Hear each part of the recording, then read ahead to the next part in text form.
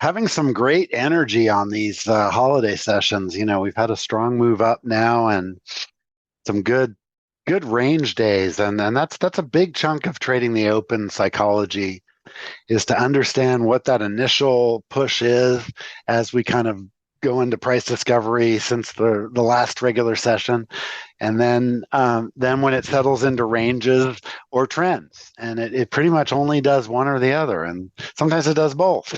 But it's creating really good trading opportunities, particularly if you don't overthink it. I'm really happy with my current playbook, which again I'll go over in just a couple of minutes. It's really simple, and you know there's certain setups I'm looking to do in NQ or MNQ, but if I'm not seeing a price point there that I like, I'm potentially playing that in ES and MES, and so this is new because I did this a lot in the past, but for about the last year or so, I had been exclusively trading MNQ and NQ because of the swarming model that was developed for that, and I'm still doing that now, although a little bit differently. But I'm also finding, on these tight range days, really good opportunities just trading for ticks in ES, and then using MES for kind of intraday swings with a better tick value than NQ. So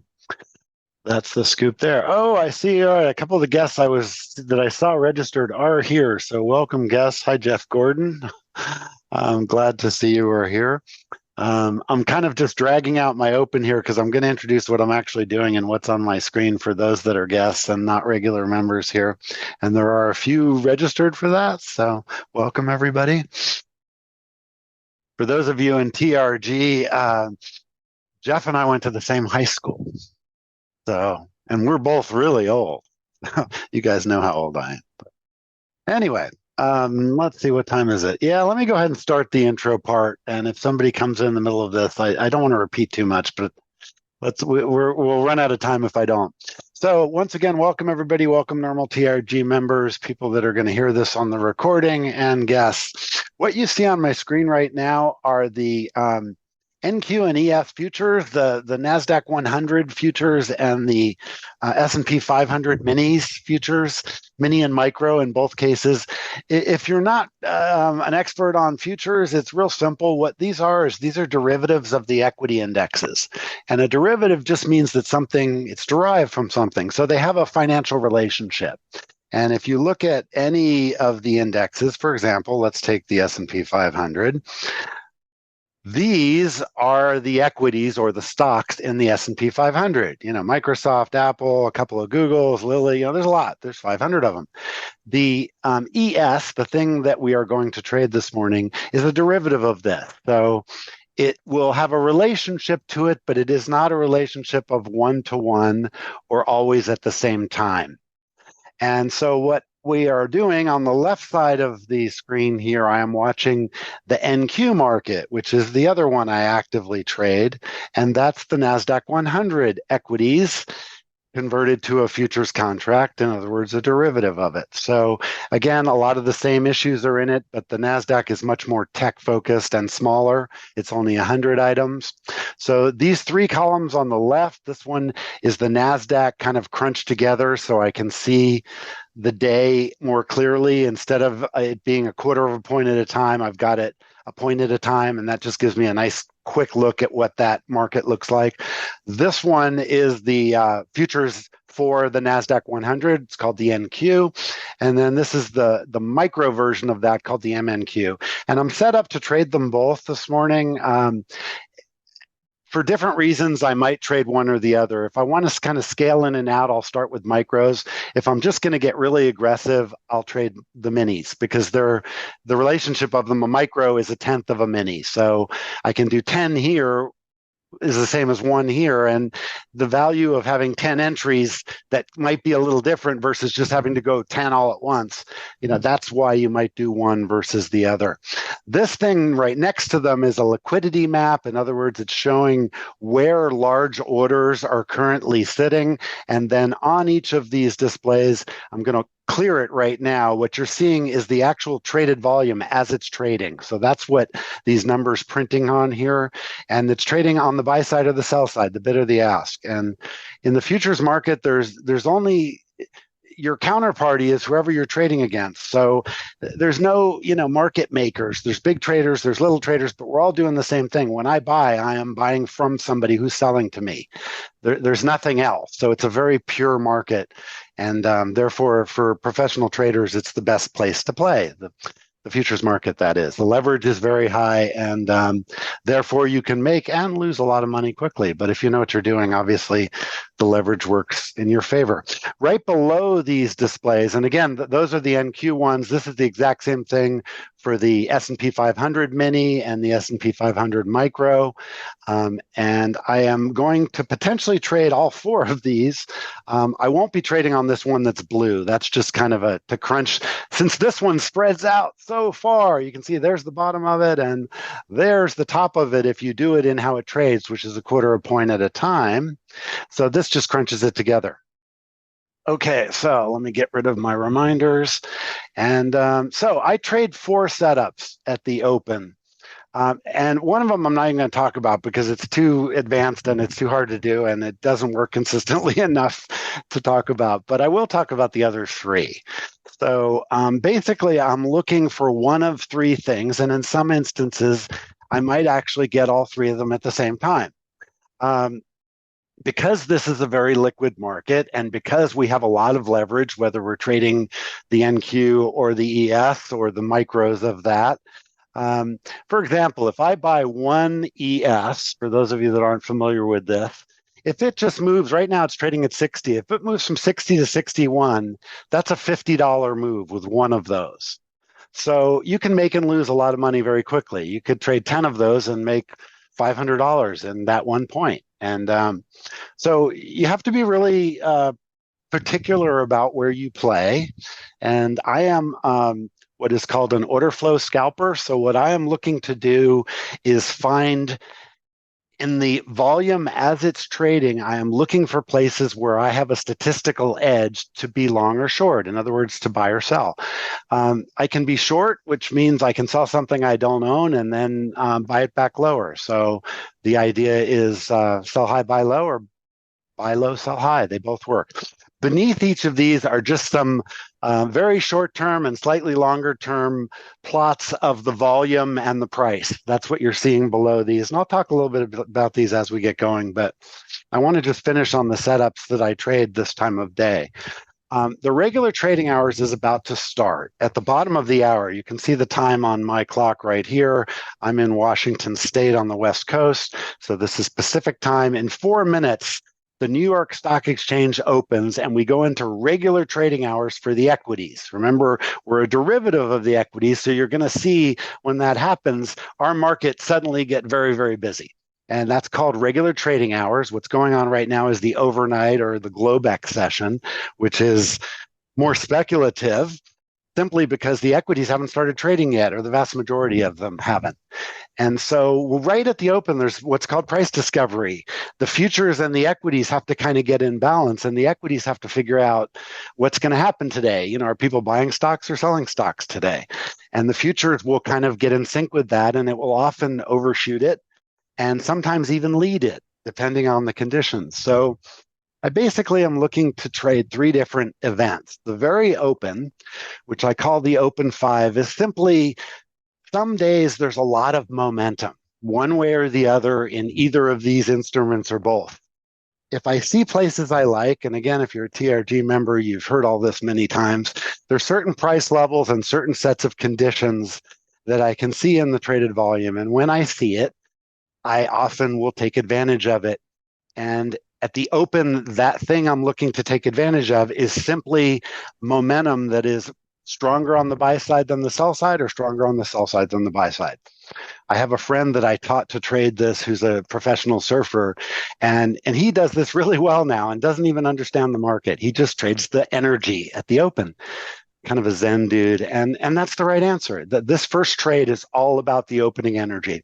And it's going to go down in about 1 minute and 20 seconds.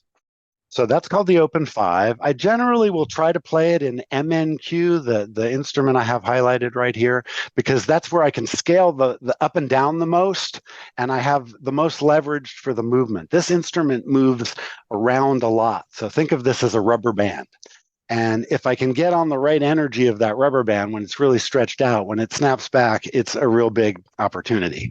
So that's my preference. But if we're not moving around a lot, I'll play over here in the S&P 500 one because the ES, because it's being more predictable. And that instrument doesn't move as elastically. It tends to cycle through moves.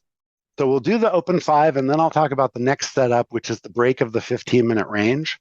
But I'm not going to talk about that until we clear the Open 5. So here comes the opening in about 30 seconds. It's all about the energy of the momentum here. And I am trying to join it. You never want to fade opening momentum because it can change too quickly. In other words, you never want to sell strength or buy weakness. You want to, if it was pushing down, you want to see strength coming back in and potentially join that. And that's an important distinction. So let's see, we should be getting the open here in about 10 seconds. So you'll see my screen's refresh like that, and we're off. Let's see which way this wants to go. At the moment, there's clearly buy-side energy. We're going up, but we're not doing it very aggressively, so I'm not in a hurry to join it. I want to watch it and see if maybe it pulls back a little bit, and then maybe I can join it. In general, this time of the year is bullish. The market's been rallying for weeks. So this might just be a good one to kind of close your eyes and join it anyway, because it might have some legs, and I might just do that here in a minute. Yep, I'm going to go ahead and get long here in NQ. You can see it's already profitable. I'm just kind of nibbling into a long. I'm going to throw some stops under that and see how far we can go. Okay, that's $50 on these two. By the way, I'm not trying to show you how much money I can make in front of you. I'm trying to show you a technique. Like this is called scalping the NQ, and I'm up $50 right here, and I'm going to give it some room. Maybe we can get a little more out of this. A very small position, 2 micros. It cost me $100 to put this trade on in margin. That's the leverage. So basically, we just made $50 with $100. Okay, the market's percolating a little bit here. See that kind of up and down, and so that's where you don't want to be necessarily trying to go with that, because it's not as clearly to the upside. And so it is to the upside, but it's not strong enough that I'm in a hurry to keep joining it. And remember, rule number 1 of trading the opening 5 minutes is never fade it. So I definitely don't want to sell this up here unless I see overwhelming selling. This is a setup I want to try to buy further down, and it might get another opportunity right now.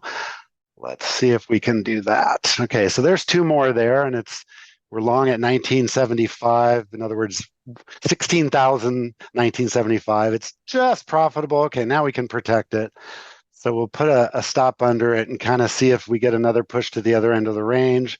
Here's another $30. And by the way, if I was doing this over here in the mini, this would be $300, not $30. And I could be doing that. Right now, I'm just kind of getting warmed up and getting a sense of the action, but I might do one of those over here in a minute. Let's do that. So here, we'll do the exact same trade, but we'll do it in the mini, and you can see, if it just gets to there, that's $100. So we got that one. Let's see if we can trail another one over there.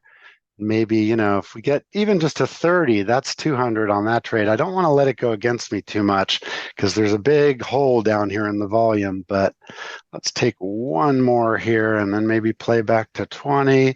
This one may not work. This trade, I was trying to show you an example of using the bigger size in NQ, but now we're pushing down pretty aggressively. So either we got to buy this aggressively or get out of the way. Let's watch the tick of the NQ. I'll talk about that in a minute.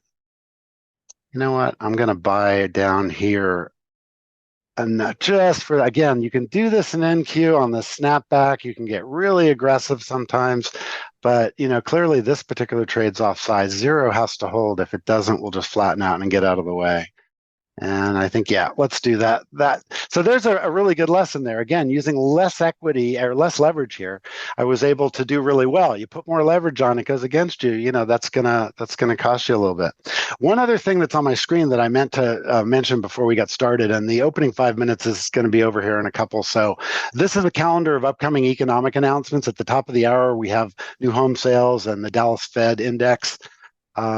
This is starting to look like a long over here again. Let's watch this. The tick's turning. Yeah, you know what? Let's do it again with micros, but this is a good spot to try a little nibble. See, now I can risk much less money and scale in and out of it a lot more. So that's again the reason why you would use those micros instead of the minis. See, we're already taking some profits on this trade here. And let's take these first two off right there. And maybe we can catch a little run back into the range. You can see it's kind of bumpy, but the average of the day so far is up there. That's the VWAP. So there we go. Now we got 4 of those profitable. We'll put some stops under it, 3 of them left, and see if we can catch a runner back into the range. No, it wants to consolidate down here. Okay, well, let's leave that for a second, and I'll go back over to what's on the left side of the screen. So that's upcoming economic events. This at the bottom is important. This is the tick, which is a measure of what's going on in the equities. Remember, we're a derivative of the equities. And so the tick is basically everything in a broad New York Stock Exchange index that's going up minus everything going down. And if you look at this right now, it's below 0, but it's improving. And this one below it is just for the NASDAQ 100 stocks. And so I kind of look at that to see what the equities are doing. And the equities opened weak and have a little bit of strength, but it's not overwhelming yet. So we're still seeing the futures push down. I'm not looking to buy this here because it's going down, but I'm not in a hurry to get short with it either because, again, this early 5-minute move, you don't want to fade it, but I want to see at some point, I'm expecting to see buyers come in here, and we probably will.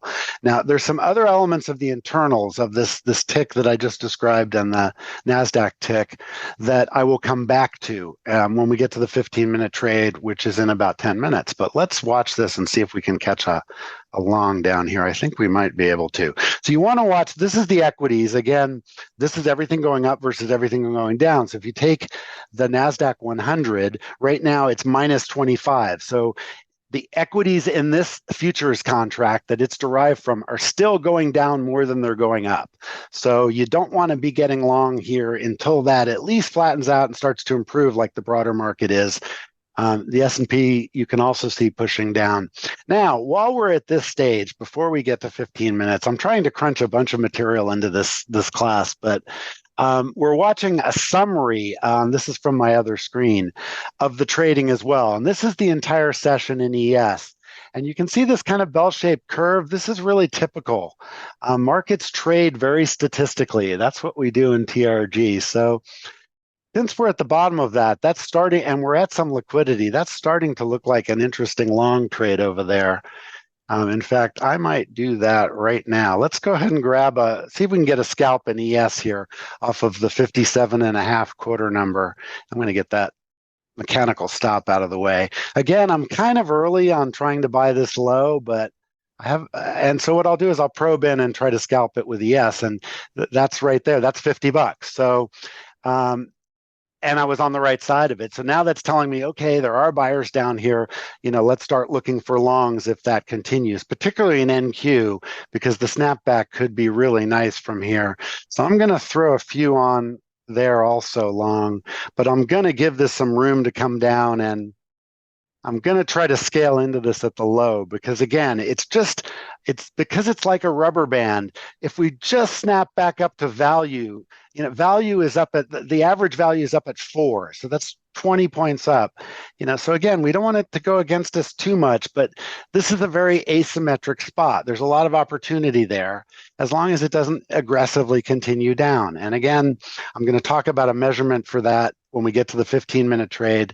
But right now, I'm just going to nibble with a couple of micros at a time here this low and, see if we can make a couple $100, even if it just trades back to the bottom of value. That's the average, the 60% of the volume, and we call that the value area. So, and these are all, I'm trying to do a very broad class on all the different concepts we trade, and it's a little more complex than that. So, if you're one of our guests, bear with me. I'm trying to explain as much as I can in a subject that's not hard, but it just has a lot of layers of complexity to understand.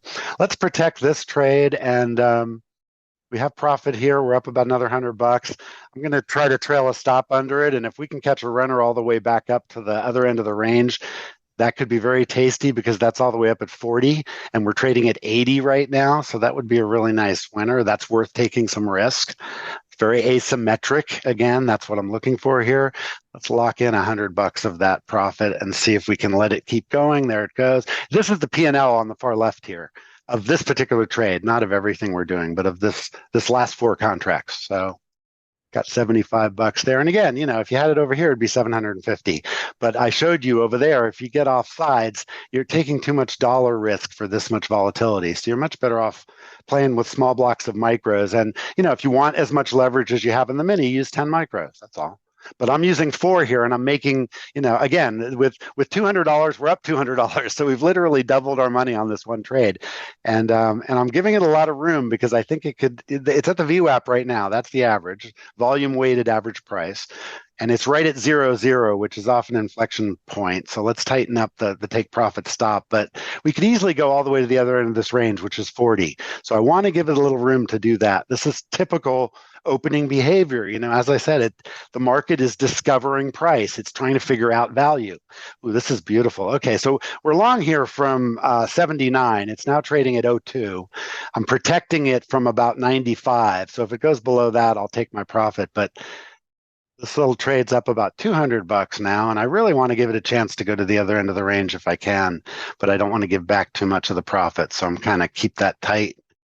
And by the way, if you have any questions or comments, put them in the chat. I will answer them. It's just the opening is a very frenetic time, as you can see by what I've been doing. And I love to do it in front of people so you can just see how frenetic and fun it is, and very profitable once you learn how to do it. But it's not easy to explain. The next setup we're going to trade, the 15-minute one, is much easier to explain. So this is just about momentum. And right now I'm taking advantage of the rubber band snapping back. Okay, there we're flat. So let's cancel any other orders we might have laying around on any of these. And let's talk about the next setup.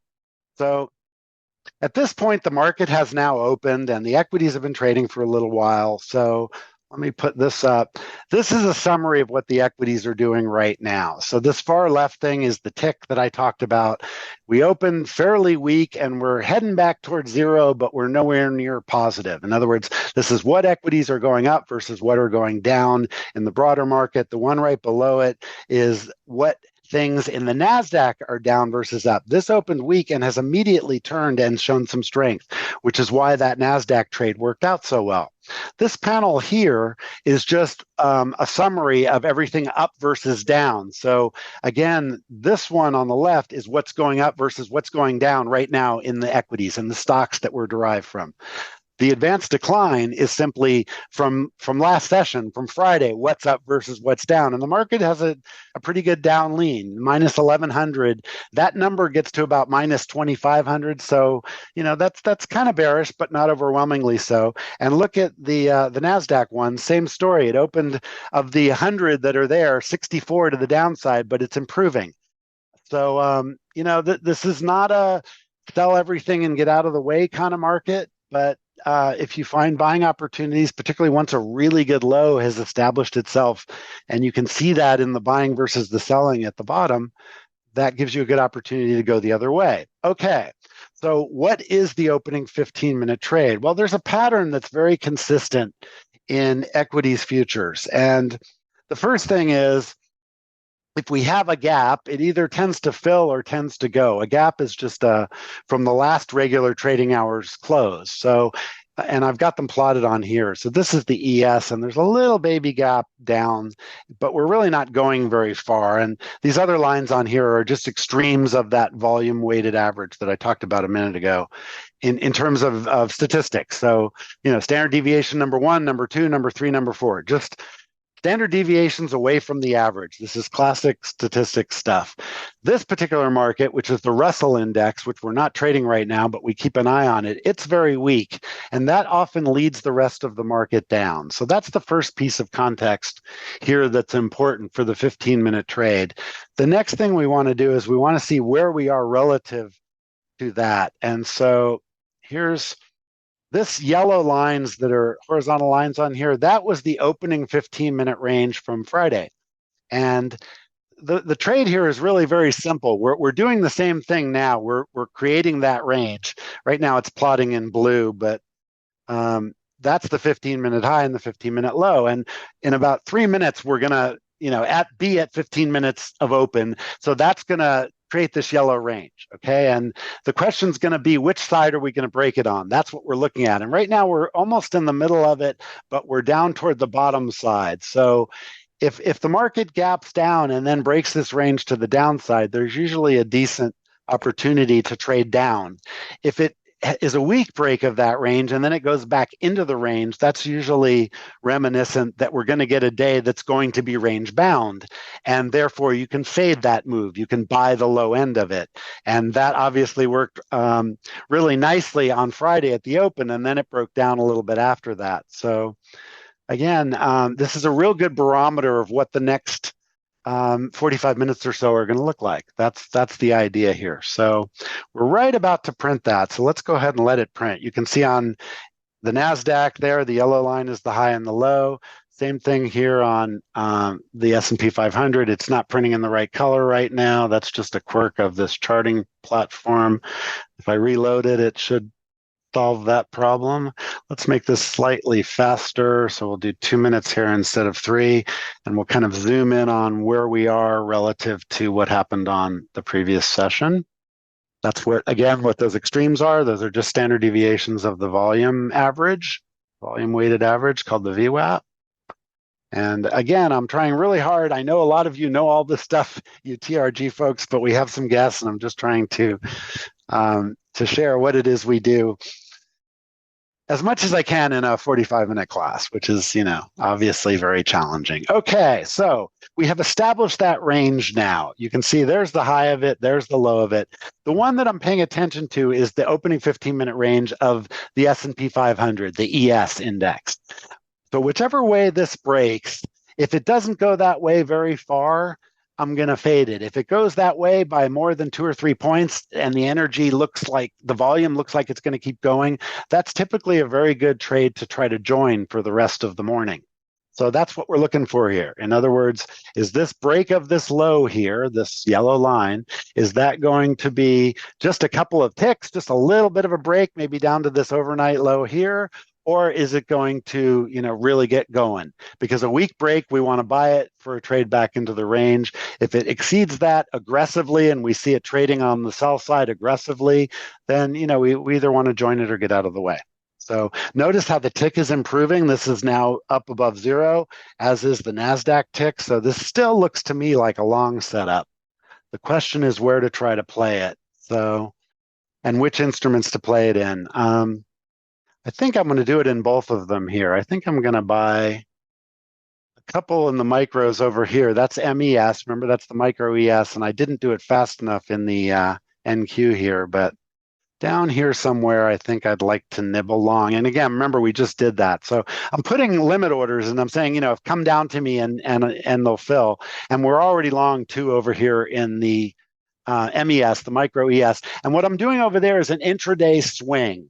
So basically, I'm saying if this low holds, we'll probably push back up here somewhere, and I can make a little money on that. So I'm just kind of risking a little bit to see if the strength that I'm seeing in the tick here continues, and that the equities continue to trade. Even if it just goes up to the VWAP here, which is right there. So let's put one target there, and we'll take one of them off right there. So then we'll keep the other one and see how far it goes. That's good risk management and profit management. Let me get that one off there. I'm chasing it a bit because it's bouncing. Okay, now we'll keep that one. You can see we're still profitable and long.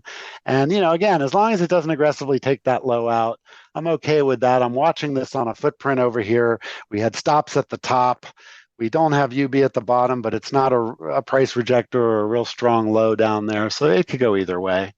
And again, the volume is picking up a little bit, but it's nowhere near the volume I expected today. So again, we're not quite at post-holiday volume. I'm going to throw another one on over here. I like to trade the ES in quarter numbers, and the 57.5 is one of the quarter numbers. And the quarter numbers would just be 0, 2.5, 5, 7.5. It likes to respect those. So if 57.5 holds here, we'll probably trade up to the 60 area like we just did a minute ago.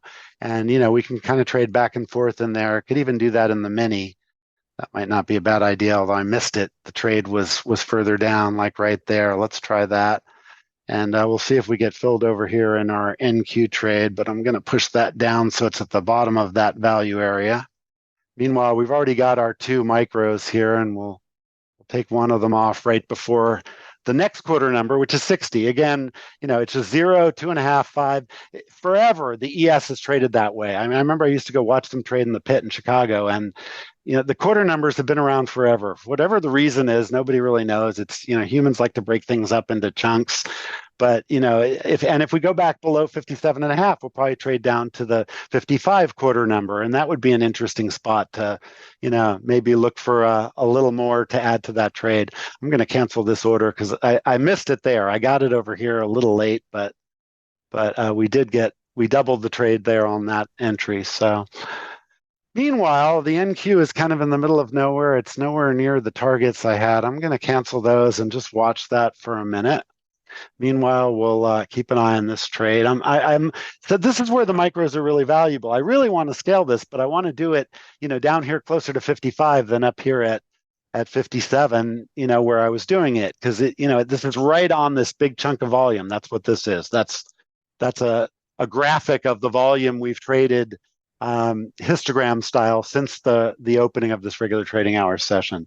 So we still haven't broken the 15-minute. Remember, that's the trade we're looking for. If it just breaks the low and doesn't go very far, this scaling that I'm trying to do here will be perfect. On the other hand, if the 15-minute break goes through there and aggressively goes down, I'm probably offsides and I should get out of the way for that trade. So that's what we're doing over here right now. And if that really looks good, look at this liquidity down here at 55 on the ES. If this really looks strong, I'll play it in the mini as well as the micro. Right now, I'm just kind of trying to scale a micro long here.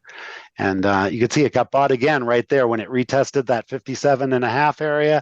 So again, it's trying to hold that, but if it pushes down, 55 is probably going to trade. And that we'll want to see if that holds or not. And if this low, again, a weak break of that 15-minute range would be a real good opportunity to fade it back into the range. And you can see where that nearby low is right there. So that's what at like 54.25. So I wouldn't want to see it go much lower than 54.25. So you can see I've got orders to buy at 54.5, 55.75. That one's probably a little too early, but let's see if it fills. That'll kind of probe this idea. So that's that order right there. Does it fill? It's moving down pretty strong now. But I didn't get filled there. Look at that. So it traded right to where I have that order. Now I think it's going to fill. Let's see. You can see where I am in line. That's what these numbers are. I'm 89 in line out of 223 to buy here. And you can see it's trading into that pretty aggressively. We should go through this price and go down further, but I still can't get filled. So that might be an opportunity to scalp long over here. I was just about to do that and it popped up 5 points. So that's that button right there. So you can see we're getting that action. A lot of this is just, executing against it, which I will be honest with you is always much easier to do when you're not also teaching it. I'm going to go ahead and grab a couple more right there because that got bought pretty aggressively. And maybe we'll scale out a little more aggressively too. Take 2 of the 4 off there. I really want to see it push right down to about here and not go a whole lot lower. So let's see if we get that. Okay. Here it comes. And again, I'm just playing the odds of this setup, which if it doesn't go more than a couple of points, the odds are really good that we'll go back into the range. They're overwhelmingly high. Let's just say that.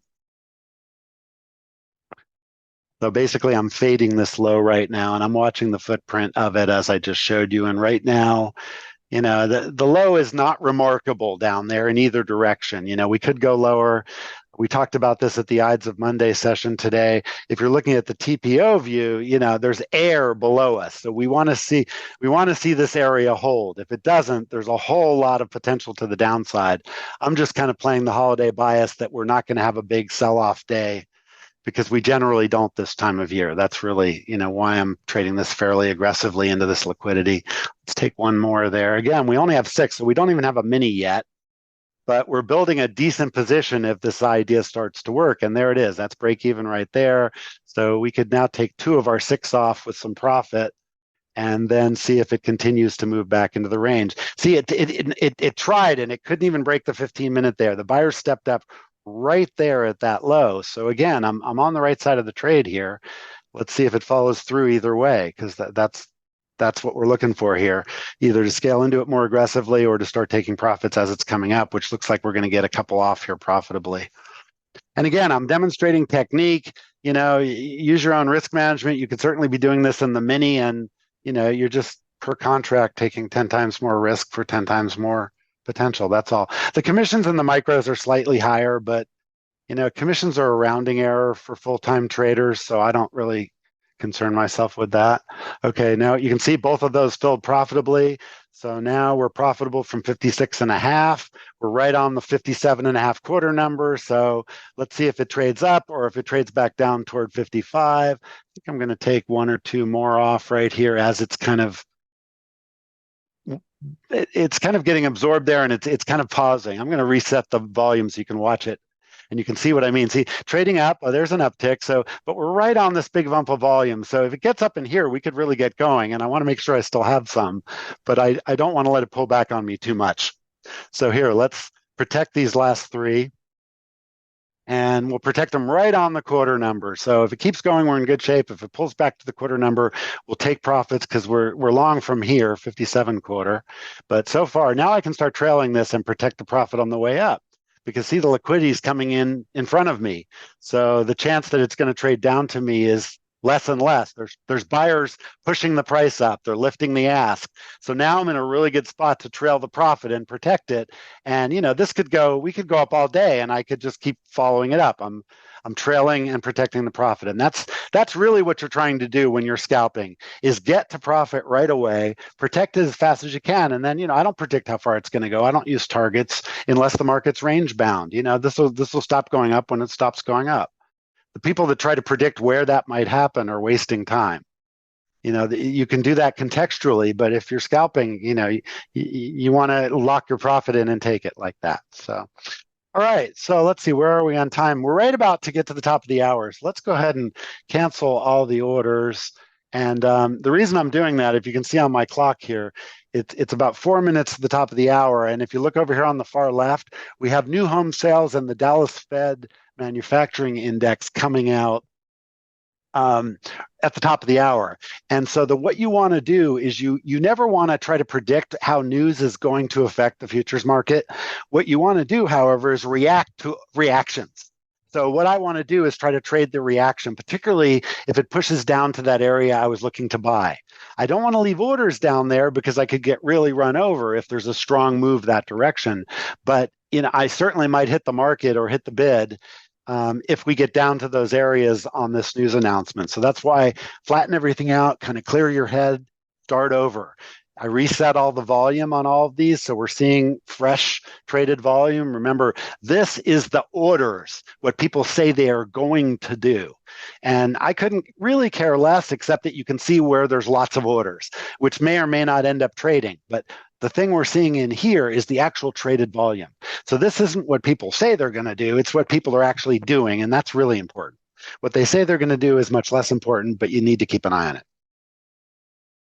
All right, so let's see how the news comes out and how it impacts our trading, and then we'll see if we can trade the reaction to it. That's part of it. I don't want to butcher your name, Shaguru. How about if I just call you Shag? Anyway, I yes and no. That's part of it. One reason was the bottom of the value area, but I was also seeing buying down there. Look at where we traded down toward the 15 minutes. See how, for example, in NQ, which is the one I put that big trade on, see how it turned really suddenly and it flipped over and started trading into the ask.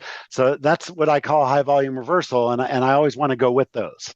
So that's what I was trying to do.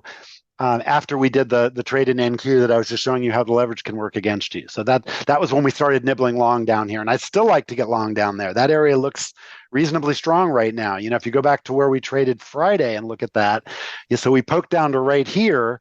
And, that was in the reversal that we had that day. So that's a noteworthy area to keep an eye on. Remember, this is all about thinking in bets. You're just thinking in odds. If you imagine you're at a blackjack table and you know you've got ace 10, you got blackjack. You probably don't want to push that. You just want to take your profits, but, what if you have a pair of tens? That's 20. That's a good hand. Would you ever split it? Well, sometimes it's worth thinking that way at these extremes. We call that asymmetric.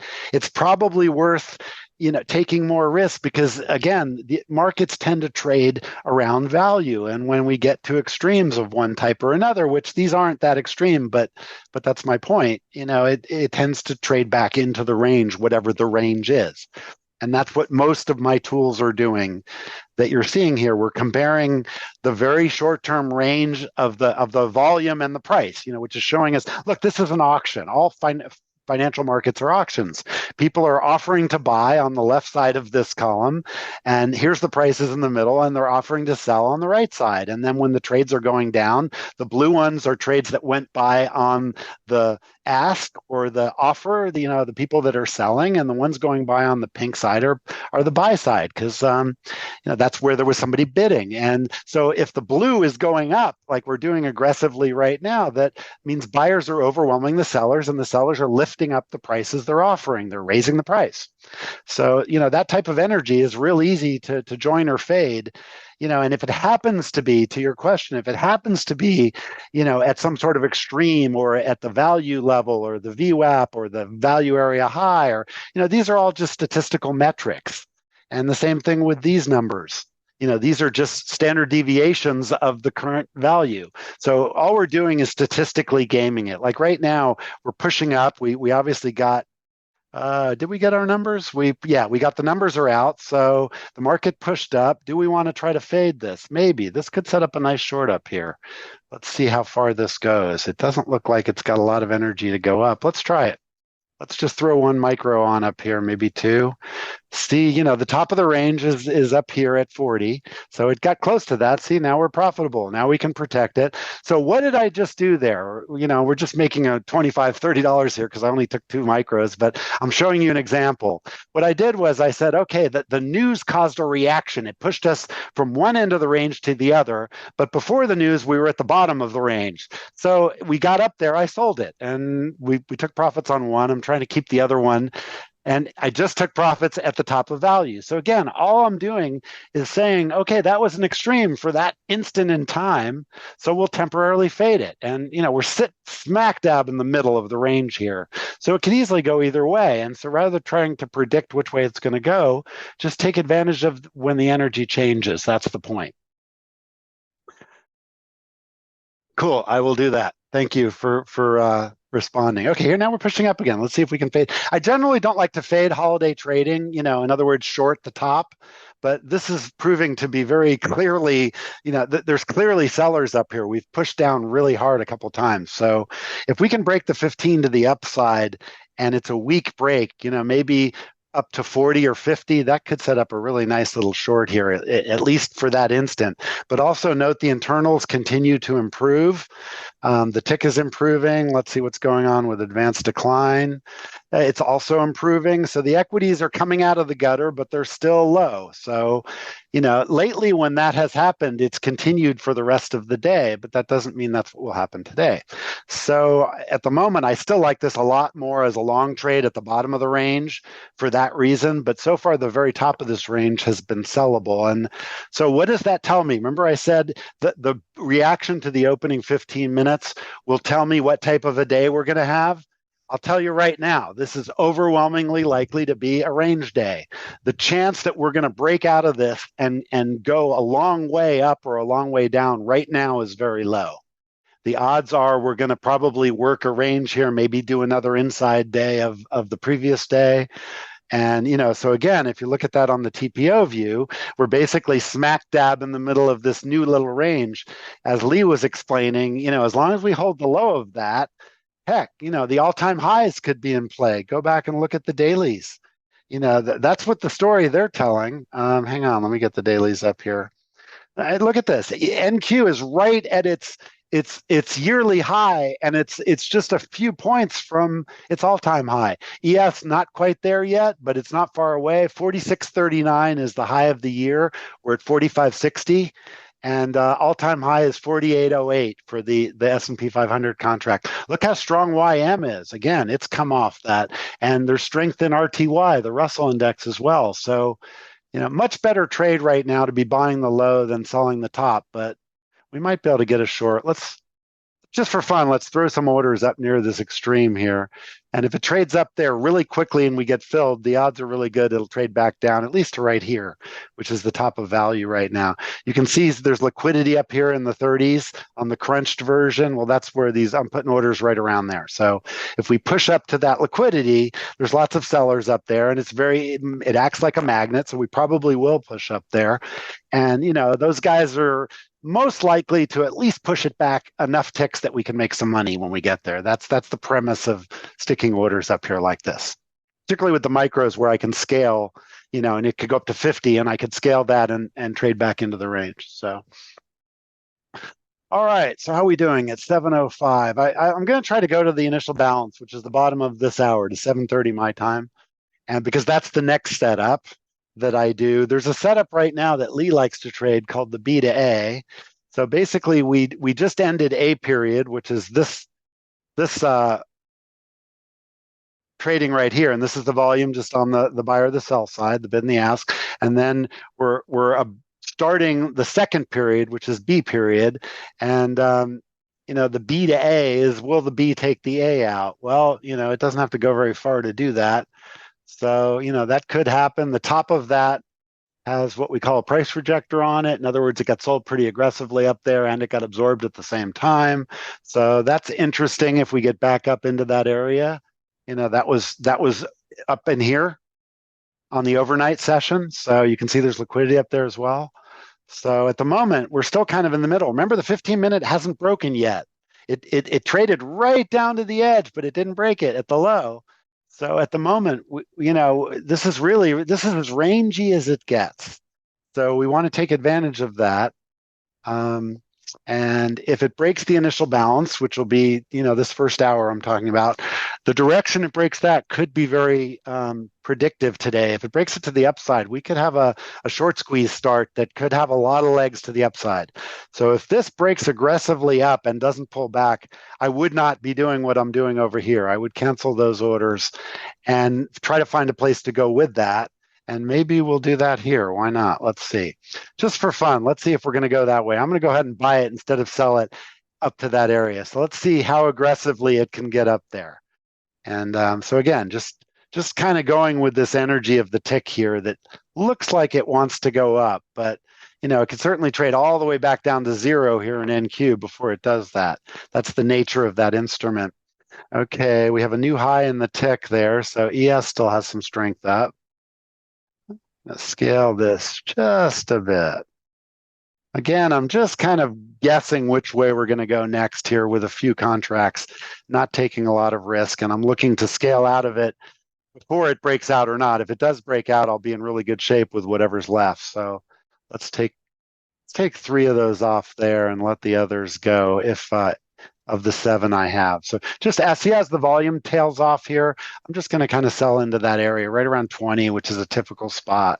And what we'll do is we'll scale down from 0 up. So anywhere down here, play it the other way, and it will add to this. Because I think looking at the tick, the improvement in the equities here, I think the odds are pretty good. We're going to go up and a little short squeeze might start. So let's get some of this off with profit right there. And then we'll see if we can get a runner to the upside on those last 4 contracts. So there we're taking profits now. Again, I'm just doing it right at the top of value. Why not? Statistically, we should at least pause there. So if I take some off and we keep going, then I'm just trading with my profits and I can protect it. That's what I'm doing here. So, okay, now we've got that accomplished. Let's put a couple of, again, I've got 4. I'm going to protect 2 of them harder and then just try to keep 2. But we're going up. That's what I was looking for. Going to cancel that, try to get under it, and at least keep those last 2 for a runner to the breakout of the range. So that's what we'll do here.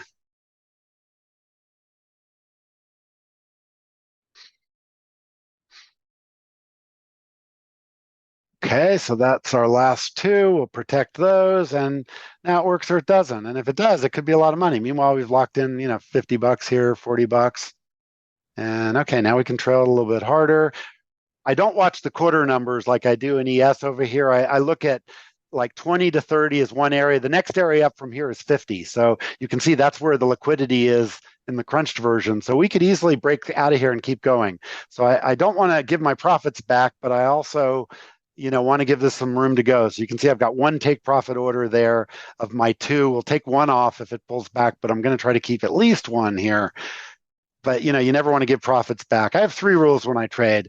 Good trades tend to work right away like this. If you're sitting in a trade trying to make it work, it's probably not a good idea, at least not yet. And always take profits. If you have profits and you're a scalper like me, you got to take them. You can't say, "Oh, I left money on the table." $50 in your pocket is much better than the 1,000 you could have made. And don't lose money. If you have a loser, flatten it out and get out of the way. And the next trade is right around the corner. You're trading odds. So any 1,000 trades, you might have 100 that don't work, and you just have to get used to that. That's just the way it is. Being a perfectionist is the worst thing you can do, and I'm a perfectionist, so it's one of my weaknesses. But you basically have to just go with whatever's happening, and you have to learn to do that while you consider your edge, and my edge is the scalping of this price action, and then the risk management. And then that's why I showed you that example in the NQ over here, because even though we could trade the exact same idea, there's so much leverage over there that we don't want to have that much risk. So doing it in the micro just makes much more sense. And there we go. There's with the blow off. Now we're up 150. We'll protect one of them, maybe to right there, lock in some of that profit, try to catch a runner up, but you can see it's going to get hit here, maybe not. We'll put a protection on the other one. Okay, so now we have one left. So that little move, we're long all the way from down here at 14, and it's trading up at 42. That's a nice little profit for the $50 each contract cost us to put them on. So that's the beauty of scaling in and out of micros. It's just much easier to manage risk. And you can put on as many as you want. I could be putting on 10, 20. I'm just trying to show you without risking a lot of money. I'm trying to show you how this works. Again, in TRG, you guys see this all the time, but for the benefit of our guests that are from the public, I just want them to understand what it is we crazy futures traders do. So anyway, I'm going to pause here for questions. The next setup is the bottom of the hour. And, I'm going to continue to try to join this momentum, but, we just got a really nice winner there. So I'm not going to, try to do that again until it sets back up. And it probably should pull back a little bit or just blast off to the upside. But look at this. We still haven't broken the 15-minute range in ES. We tapped right to it and didn't break it. So again, likely to be a range day when that happens. So, trade accordingly. You could probably sell it up here, but again, I like it a lot better long at the low on the holidays trades than short at the highs. Okay. Yeah, being a perfectionist is a horrible weakness as a trader. I've found ways to train myself not to do it, but it's still my biggest problem. I'm not happy with my win rate, which is 92.7. I want it to be 100, and that's silly. Because, in the next sentence, I'll tell you, well, I'm a statistical trader. I trade the odds. Well, then even at 99%, I'm going to have 1 out of 100. It's not going to work, and I have to just accept that. But, I want to be the guy I want to be the Max Verstappen of futures trading. He's the Formula One driver that has been unbelievable this season. He starts from 11th, he wins. He starts on the pole, he wins. He spins his car around in the middle of the race and wins. He just has an unbelievable ability to pull top performance out of himself in the most competitive sport on the planet is Formula One. So again, we had a weak break of the 15-minute range in NQ. That's indicating you could fade it up here, but we traded it long for the break, so we went with that break. Again, I prefer to do that on these holiday days, but ES was looking like that was actually a really nice fade. You could see the absorption, this blue. It traded heavily into the ask, and the sellers basically said, yeah, we'll take everything you can give us. But that left unfinished business at the top of this pullback, but they got stops at the top of that at the same time. So that's a very interesting kind of structural combination for those of you that look at market profile stuff. There's also, no, there is an unfinished business at the bottom of the pullback, just up here and stops. So if we revisit that area, that would get very interesting. And I'd kind of be surprised if we didn't. This was all a price rejector of selling here. But if you look at what I was just showing you is the session one. If you look at these rotations, this was what I was talking about with A period and B period. And this is that 15-minute line. And you can see we traded right up to it and then right back into the range. And, we're not quite in the middle now. This far right profile is the overnight trading. And we were a little higher up in the overnight and a little lower down. I showed you that a minute ago with this spot down here. And, but this is since we opened, we've got what we call unfinished business up here on this rotation. I was showing you that on the pullback as well. So, the odds are it's probably going to go back up there and revisit that at some point, but that's not really the style of trading that I do. I'm very focused on the price action. I use this stuff that I'm showing you on those footprints as context, so I can kind of understand what happened up here. For example, that stops got ran up here, and then it pulled back, and it might have unfinished business up there on that pullback. So that's an interesting area to watch. Meanwhile, we're back in the 20s here in NQ, and so we're smack dab in the middle of the range again. So I don't have a trade when this happens. Remember, my 15-minute trade still hasn't really happened in ES. What it's telling me is we're unlikely to break that real aggressively. So I'd continue to fade that range if that continues to happen. In other words, sell the extremes at either end. But this could turn out to be a really low volume inside day. In other words, we could end up trading just inside of the previous session. Look at, so this is our high and low right now. Okay. And then this is the overnight right next to it. And so you can see the last couple of days, we're pretty much just still working that last couple of days range here. But as Lee explained, if we get anywhere down here, then it's probably going to play down to this range. Meanwhile, it does not appear that that's what's going on. And one way I like to look at that, I look at what's called the wave volume. And that's what's on this view. It's on all the views, but this is a couple of minutes at a time. So it kind of summarizes it a little bit better. And, wave volume, the simple way to look at this is, if you look at those footprint charts, that's literally trading on the bid and the ask. So who's buying, who's selling at what prices? We can see that really clearly. Well, not who, but how much, and, collectively the who.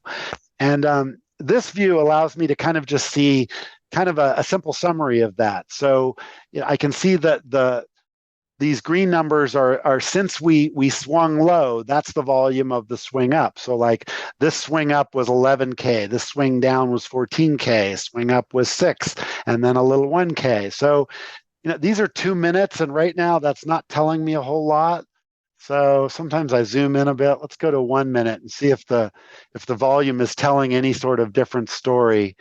And okay, also the width of these represent the volume. So the wider these bars are, the more volume. And again, you can see there's really no interest in selling below here at the moment. And that also happened overnight, and maybe a little more extreme down here to the second deviation, which is what that line is. So at the moment, this looks like a really nice long at the bottom of the range. If the top breaks out and keeps going, I'd probably join it. But another weak attempt at the top, I would probably sell it. And I'd like to see that in more detail, so I can kind of go in here. This one's 15 seconds on a bar. And we can see we keep making higher highs on stronger volume by zooming in even more. So far, nobody is trying to sell this move up aggressively. That's the takeaway, which means, pretty likely we're going to try to break this range again. That will probably be, an initial balance attempt break, maybe.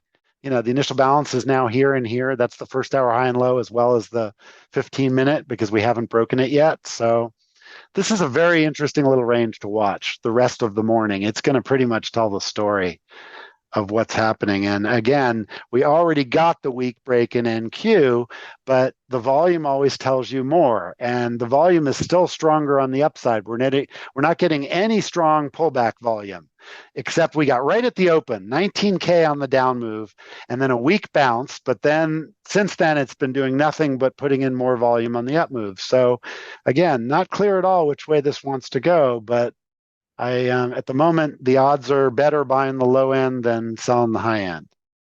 unless either end breaks aggressively. So now we're getting a little bit of energy down. There's some numbers. We're getting the Dallas Fed right at the bottom of the hour. So that once that's in, then that's all the big news of the morning.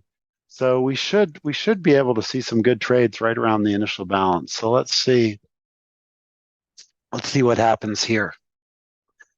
So basically, again, my setups, the open 5, which, you're going with the energy, and there was basically a long there and then a short that you could have traded both ways, but you don't fade the open 5. And I showed you that, again, don't want to use a lot of leverage on the open 5 either. The place to do it is micros, take market orders, go with the momentum. That works really good. The 15-minute break today hasn't played out yet, which is really unusual. I use ES as the barometer for the 15-minute, even though we had a weak break of it in NQ that was shortable.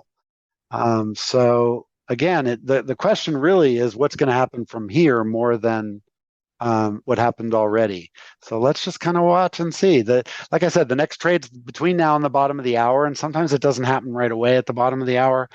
But we'll try to run this session until we get the break. I'm kind of feeling like it's going to happen before or right around 7:30 my time. So let's see what we get. Meanwhile, if you have any questions or comments, put them in the chat. A lot of good trading in the futures world is just waiting for a good setup. And we had a couple of really good ones at the open there, and now we don't. We're waiting for the next good one. And that's literally how you have to think. So I want to do another NQ trade here to show you where that leverage is appropriate, but I haven't seen a spot I like yet. I've been talking about using less leverage with the micro, but if we can get down around the VWAP here or down around 0.0, maybe on that Dallas Fed number, I'll show you another NQ trade. There's times when you can scalp NQ really aggressively with a little bit of size, but we're moving around too much to try to do it now. You're just risking too much money. Let me show you what I mean. I'm going to take this out of an account that actually matters and just put it in a sim. And I'll just put a trade on here with a one lot, and you can see what I mean. Let's say we were getting long here. So we'll just buy one in that sim. So we're long at 21. If it gets to 24, we made $60. So that's how that works. So that little bit of movement. So, and over here, that would have been $6. So, but to the downside, if it dropped even as low as 16, we're down $100. So you just have to really respect the leverage that you're dealing with. And, I'll play this sim. Let's scale this a bit. It's going to the upside, just to kind of show you sims are easy. Real money is a lot harder. But, see, again, I put on a couple more there thinking we might have had some strength. Now it's pushing down. So, you have to really respect the leverage. See, that exact same 3 lot is now down, a couple hundred, it's almost $300 there. So I'm gonna try to trade this. I really want to, again, we're in a fake account here, so it doesn't matter, but I want to kind of show you, see that absorption right there? You could probably buy, and again, since I'm not really playing with real money, I can trade this really aggressively, and I'm watching just a really short term here. One of my students does this, and he makes millions a year. He's really aggressive in NQ, and he's just got the ability to do the math on the trading here much faster in his head than I do. But again, if this VWAP area holds, and I'm going to see if I can scale this to do it. But again, we're in this little fake account just for this example. I want to go back to trading where it matters here, but we should see a sweep up here and be able to take, 3 or 4 of these off profitably. Oh, crap. I didn't want to do that. I moved the column by mistake. There we go. Okay. So again, see, now buyers lifting up the ask. See that? So the people that sold down here are suddenly off sides. And so you get these sudden, quick, 4 or 5 point moves. And, if you scale those at the right spot, like this particular example, that was right here, right where that flip from selling to buying, then you get, a sudden sharp 5 point move. So again, you can make really big money if you can learn how to read this and do the math very quickly. I tend to like to scale in and out a little bit when I do it. But again, one of my students, with the guy we call Video Game Guy, if you're a TRG member, he can do this math in his head so fast. And, I'll see him put on a 40 lot in this exact same position, and make 10 grand. So, that's the kind of leverage you have. Anyway, I'm going to turn this sim off and go back to trading some funded or evaluation accounts, which is what we're doing in these various domes. And let's see, we got about 7 minutes till the bottom of the hour. Again, if you have any questions or comments, stick them in the chat. I'm going to try to see if we can get another NQ trade on, but I want it to kind of push down to this volume right around zero. And then I'll do that idea for real, or I'll do a scaled version of it over here in this one. So meanwhile, again, there's not much you can really do here. One of the things I tell the TRG folks all the time is you got to stay out of the middle. And right now we're smack dab in the middle. And, if we're in the middle on a quiet, middle of the trading day and not the first hour, you can scalp that with a lot of size because it just doesn't tend to move very much. But we're still, establishing the initial balance. So this is a really stupid place to try to do that because value hasn't been established yet. For those of you that are new to this idea of futures trading or this market, there's a set of statistical theories that go back to the late 70s by a guy called Stettlemeyer. And basically, he analyzed the market's behavior around a normal trading day. They didn't have overnight trading in those days. And the initial balance, or the trading of the first hour, is important because by then the intentions and the behavior of the larger traders since we were in the overnight, in other words, since the last regular trading hour session, gets priced in. And so the boundaries of that initial balance range are very important. And for me as a scalper, that's why I'm looking at a 15-minute range too, because I'm looking at much faster time interval than just the first hour. Okay, this is the push down I was looking for here. I'm going to see if I can scalp a little long here. And just again, if you're going to trade it with the bigger contract, you got to do it really aggressively at the right spots and take profits really fast. Otherwise, it's just too much leverage. There we go. Perfect. Okay.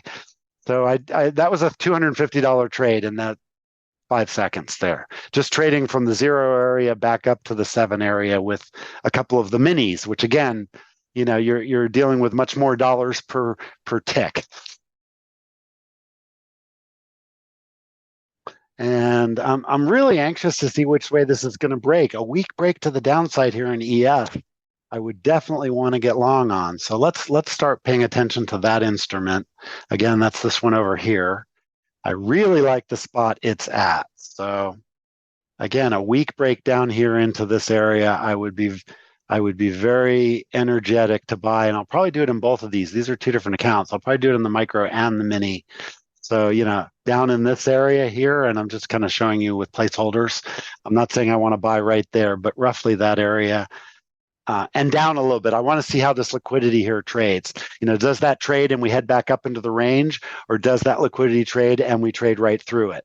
That's what's important in the ES at the lows. Remember, this is the instrument that has a lot of thickness. The order book is really thick, so it doesn't move nearly as erratically as this instrument, which is trading through a thin order book, and it tends to whip around a lot more, the rubber band. So if I'm looking for rubber band trades, I'm going to do it in one of these two. If I'm looking for strength and absorption down here where it's moving slowly and I'm seeing a pattern in that behavior, then I'm going to do that over here.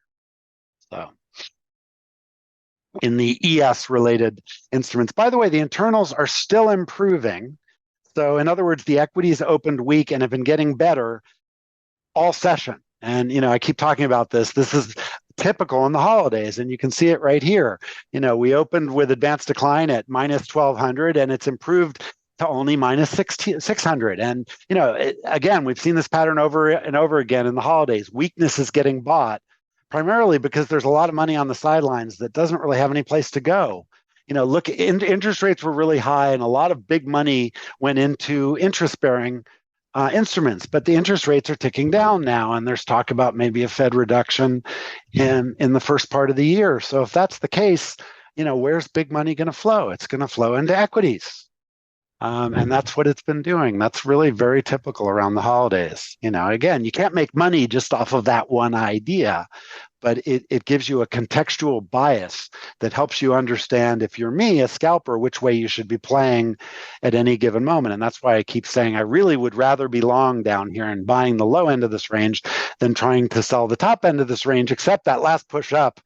Look how there was nobody up here. So it overshot, and then it just came right back down. And so that's the kind of one you want to sell. But you're not seeing that at all, right now in ES.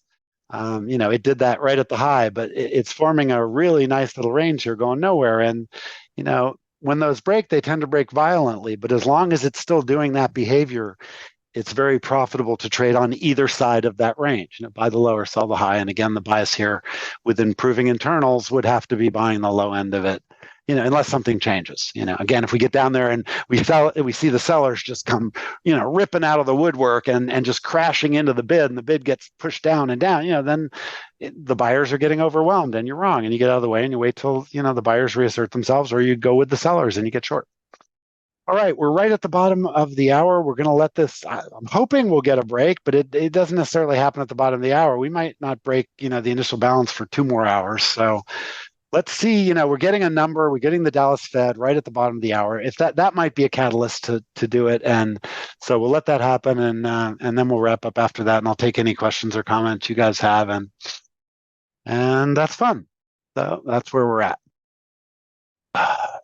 Again, guests, thank you for coming. Hope you enjoyed it.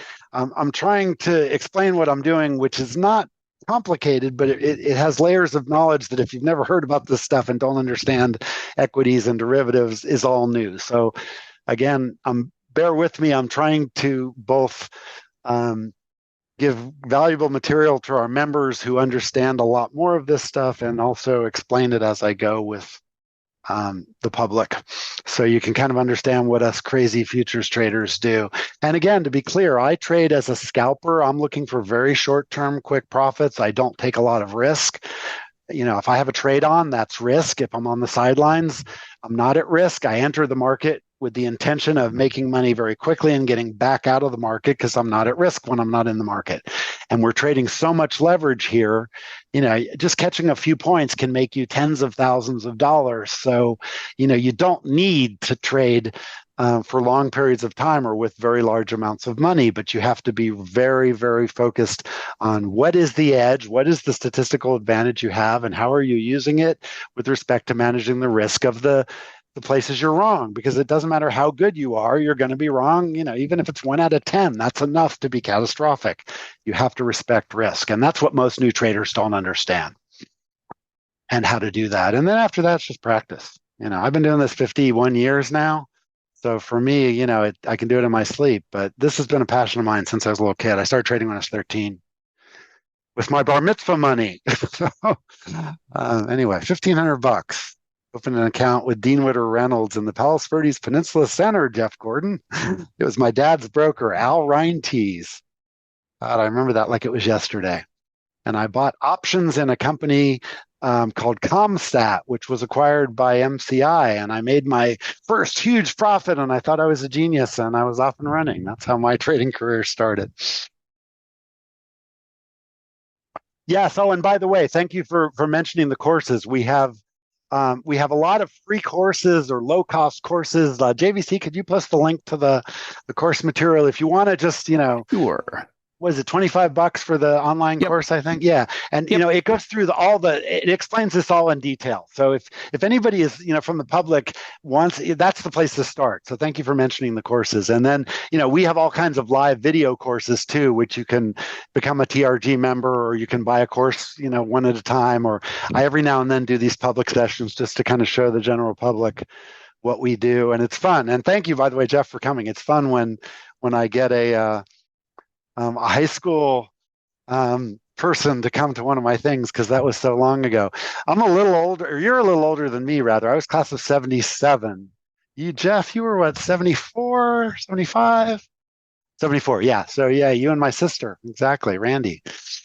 Anyway, so that's always fun when people are around. And my Surfing the Markets group, I have a bunch of my classmates are there. So, all right, we're pushing up again. So we got the Dallas Fed number. It was a little worse than expected. That's pushing the market up, which, bad number. Bad is good. The market's always likes to play contrarian. This could be an interesting NQ short here.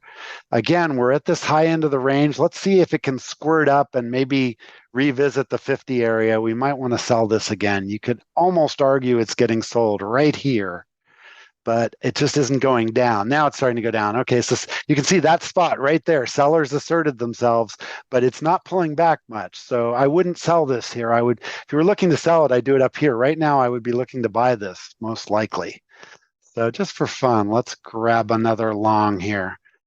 And, I don't know how far it might go, and I don't want to keep this session going all morning, but, when you see that kind of behavior where it tries to push down and the buyers just keep coming, that's usually a spot you can kind of scale into a long trade for a quick scalp. So let me show you that example here. Remember the average is all the way down here though, so I'm a little early to this, but I am seeing some buyers. Again, it's trying to attack that 15-minute range. My bias is a bit to the upside here, so let's take a few more, and then we'll scale out of it as it comes back up into the value area. How's that? This is the top of value right now. So we've got 8.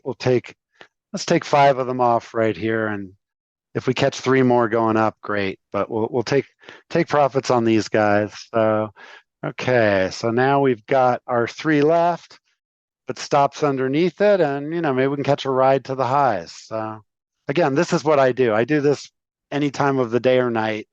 I like to treat these little domes like ATMs. Oh, need $50, grab $50. Need $100, grab $100. You can take a lot more risk. You can play for much bigger numbers. I do that sometimes, but for the purposes of this class, I wanted to just show you with very little risk. If you know what you're doing, you can scalp and pull real money out of the markets. So anyway, thank you for coming, everybody. Yeah, I knew you were roughly around our age, Calvin. There's a couple of people in TRG that are. Lee's younger than me, JVC's younger, but we've had a couple of members in their 70s and even 80s. So, all right. Well, thank you, guests. Thank you, TRG folks. I'm going to go ahead and wrap up here. We've been going about an hour and 15 minutes, and I need another cup of coffee. So, again, you can see the energy pushing up to the upside. The NQ just broke the 15-minute range once again to the upside. So be very careful playing short on that instrument. I would tend to go with that energy. Again, the tick is improving as well. The advanced decline is also improving. Boy, now it's almost back to 0 in the NQ. So let's take a look at the heat map real fast and see what's up versus what's down.